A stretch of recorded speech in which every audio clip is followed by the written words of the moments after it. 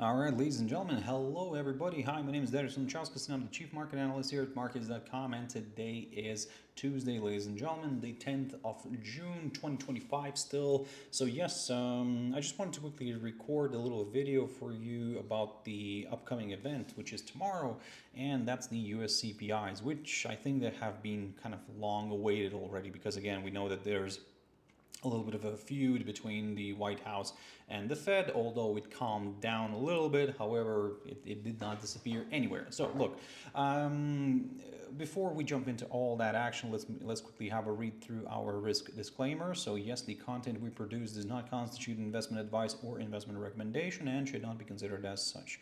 This material should not be taken as an invitation to acquire any financial instrument or product. I'll give you a few seconds to read the rest. I'm not going to disappear anywhere. So, yes, like I said, I think that tomorrow will be an interesting trading day, or at least could be. But also, oh look, before we jump into all that, also just a quick mentioning of our Markets.com website, which you can always check out for more information about us. If you have any questions, reach out to us. We'll be more than happy to assist. So, ladies and gentlemen, let's have a look at the economic calendar. So today was kind of a relatively quiet day. We had some bad numbers from UK in terms of employment figures. But look, the focus of this video, of course, will be the US CPIs. Look, the interesting bit here is that the CPI, the headline year-on-year inflation number, is expected to tick up a little bit by 0.2%. So that's going to be quite an interesting moment here. Will it be this turning point, from where inflation is going to start picking up? The same story on the core. This one is expected to jump a little bit by 0.1%. So, look, of course, we understand that oil prices have been shifting a little bit higher. Let me just jump into oil very quickly. So, because again, as we know, look, WTI oil creeping up nicely, and in the past kind of month. In May, we saw oil prices kind of pushing up a little bit. So maybe that's the little reflection that we're getting here on the headline. And well, with the core in general, because of trade tensions, there is, of course, an issue, and could be an issue, and there's a little bit of fear. So maybe we're going to see trade a little bit slowing down, and because of uncertainty, nobody wants to pile up that inventory because they don't know. I mean, or some maybe are on the contrary are trying to pile up that inventory in order to mitigate the future risks. But then again, you don't know if they're going to be reaching a deal, or maybe they're going to be like going all the way radical, towards not having something to full blockade or whatever.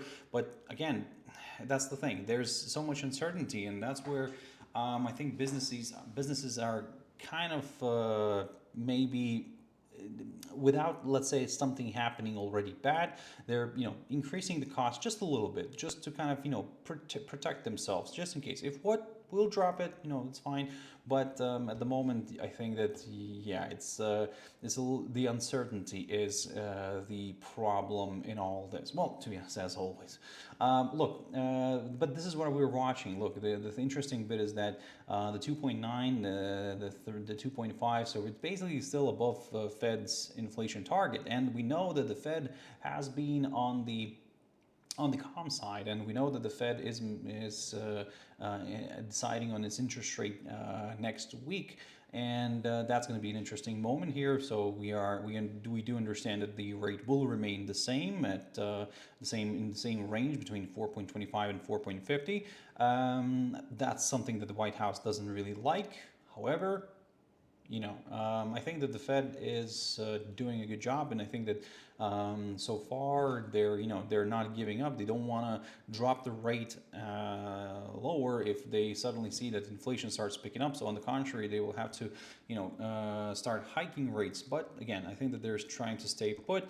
So not to drop the rate, I think it's a good decision because if they would drop it, you could actually, if inflation will start picking up, and this is what they're kind of projecting, then you could actually fuel that rise a little bit quicker, a little bit higher.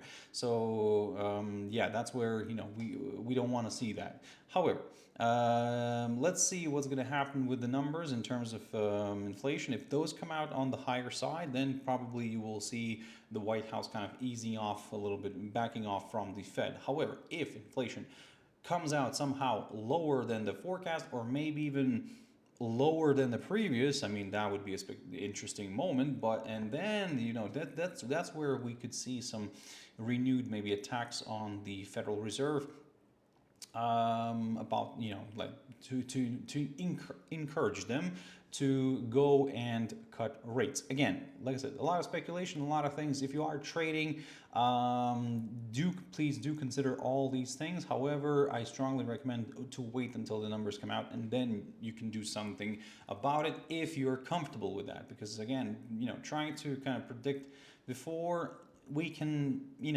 have this 51% kind of hint, or like probability that it will come out higher.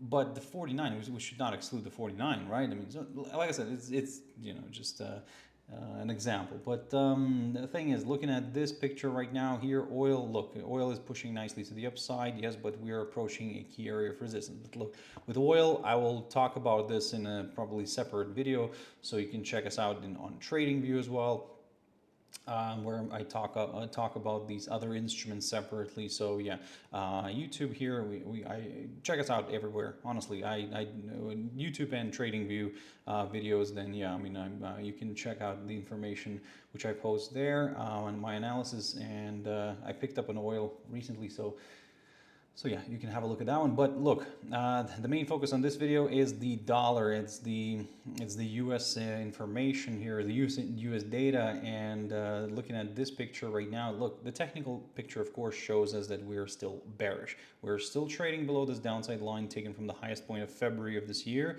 We're struggling to overcome it for now. So in a way, the trend remains to the downside. So if inflation does come out on the higher side, then maybe we could see US dollar kind of pushing nicely to the upside. However, what do we mean by higher? Higher than the forecast? Then yes, we could see the US dollar jumping nicely higher. But the thing is that this uptick, this up move already, that could already be priced into this action, in this fact of not dropping lower.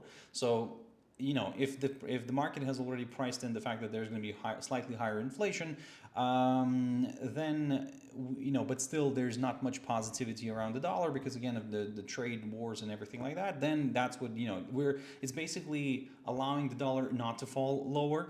However, if inflation does come out on the lower side, then we could see the US dollar here drifting nicely to the downside. Look, for me, I said it before and I'll say it again, a drop below the 98.65 zone, somewhere around here, would be required. Again, if we can get that drop, I'll go lower. I'll go for that lowest point of April or of this year, or in general the current lowest point of this year. If that gets cleared, this 97.70 zone, then I'll go further south. But at this point, I'm just observing the price action, waiting for the data. Today's, like I said, today's Tuesday. I doubt that something will happen here unless, because today we have the trade talks between China and the U.S. So unless something extraordinary happens there, we see some sort of a resolution or anything like that, then we could see some action here on the U.S. dollar. But at the moment, I'm being kind of skeptical about that. So let's keep everything as it is and let's wait for tomorrow's CPIs. For me, the upside scenario here, yes, great. If we break the downside line, I will consider a move higher. However, I would prefer to wait for a push above the 100.40 zone, somewhere around here. At the same time, we could clear the 50-day EMA because as we know, recently it acted as a good area of resistance, so I just don't want to exclude that one. So if we do pop above this 50-day EMA shown as the green line here, I will go to the upside.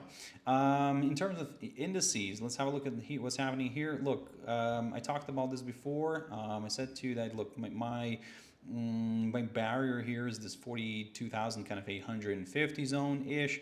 I need a clearance of that one in order to go higher. If I can get that move, wonderful. I'll go to the upside. I'll go towards that 44,000 zone.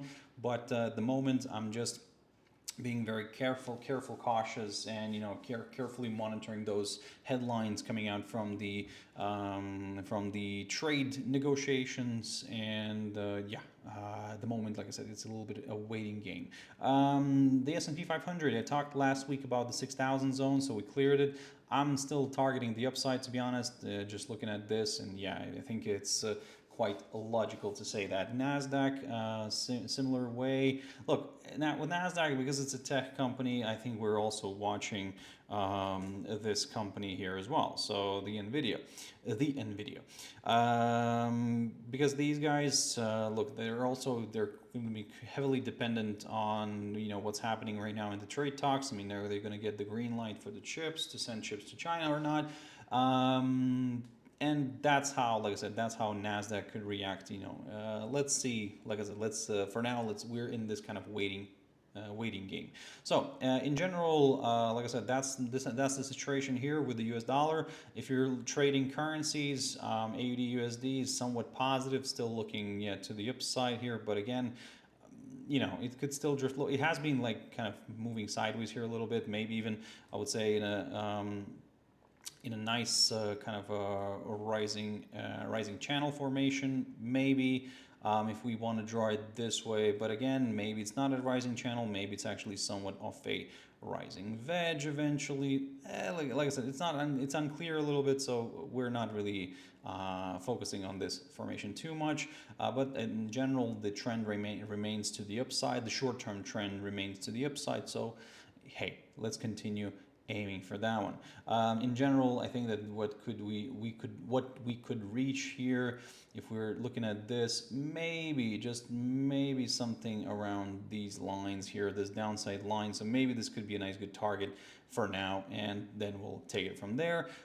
Very quickly on US dollar JPY, similar story. Like I said, we're watching the news. We're getting closer into a bit of a squeeze moment here, so we're going to be waiting for some sort of a breakout. Maybe, like I said, maybe inflation does come out on the higher side. We see some stronger US dollar, and we could see a nice pop higher here. Let's wait and see. Ladies and gentlemen, I hope you found it useful. I'll have to wrap it up here. Thank you very much for watching and listening. As always, stay safe. Have your stop losses in place. Risk only what you can afford to lose. Don't overtrade, and everything will be fine. Let me know in the comments what you think.